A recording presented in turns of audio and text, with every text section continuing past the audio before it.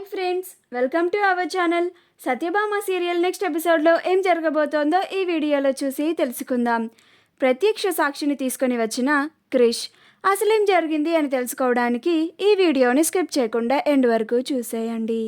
సత్య ఇక ఈ కోర్టు గెలుస్తామని నాకు అసలు హోపే లేదు అని బాధపడుతూ ఉంటే క్రిష్ సత్యని ఓదారుస్తూ ఉంటాడు. అలా సత్య రేపు కోర్టుకి ఏం మొహం పెట్టుకొని వెళ్ళాలి అని బాధపడుతూ ఉంటుంది. ఈలోగా సత్యకి హర్ష కాల్ చేస్తాడు.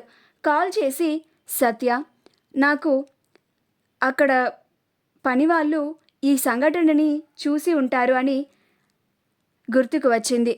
ఈ విషయాన్ని నేను లాయర్ గారితో ఇప్పుడే మాట్లాడాను అని చెప్తాడు.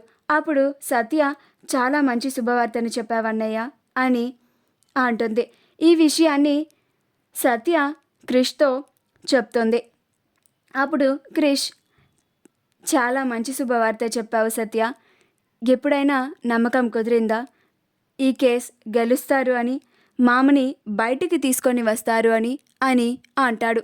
అప్పుడు సత్య, అవును క్రిష్, నాకు ఇప్పుడు కొంచెం ప్రశాంతంగా ఉంది అని అంటుంది. ఈ విషయం రుద్ర చాటు నుంచి విని వెంటనే మహాదేవయ్యకి చెప్తాడు.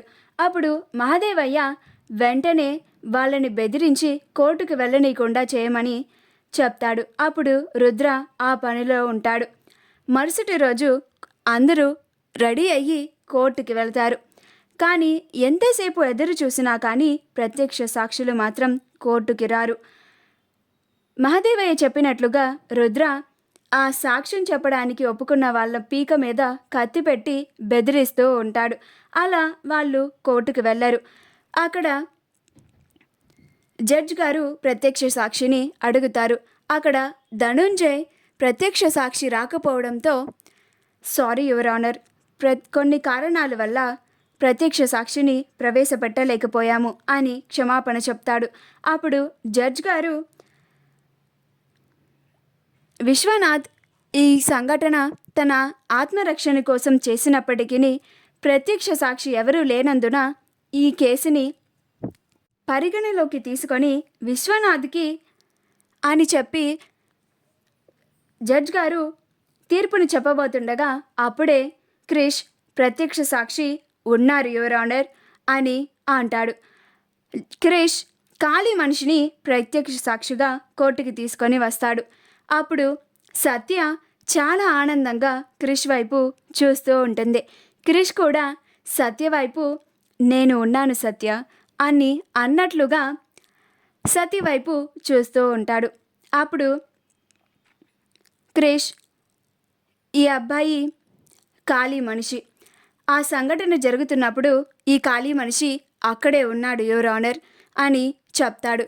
అప్పుడు జడ్జ్ గారు ప్రొసీడ్ అని అంటారు. అప్పుడు ధనుంజయ్ ఆ ప్రత్యక్ష సాక్షిని వచ్చి బోనులో నుంచోమంటాడు. అప్పుడు ధనుంజయ్ అక్కడ అసలేం జరిగింది అని ఆ ఖాళీ మనిషిని అంతా ప్రశ్నిస్తూ ఉంటాడు. అప్పుడు ఖాళీ మనిషి జరిగిందంతా చెప్తాడు. ఈ విశ్వనాథ్ గారు కావాలని మా అన్నని చంపలేదు. మా అన్నే వాళ్ళ కొడుకు పైన కొట్లాటకి దిగాడు. ఆ తోపులాటలో వాళ్ళిద్దరినీ ఆపే నెపంలో మా అన్నే కాలు జారి బిల్డింగ్ పైనుంచి కింద పడిపోయాడు అని చెప్తాడు. మా వీడియో కనుక మీకు నచ్చినట్లయితే లైక్ చేయండి, షేర్ చేయండి, మా ఛానల్ని సబ్స్క్రైబ్ చేసుకోండి, పక్కనే ఉన్న బెల్ ఐకాన్ని క్లిక్ చేయడం మాత్రం మర్చిపోకండి.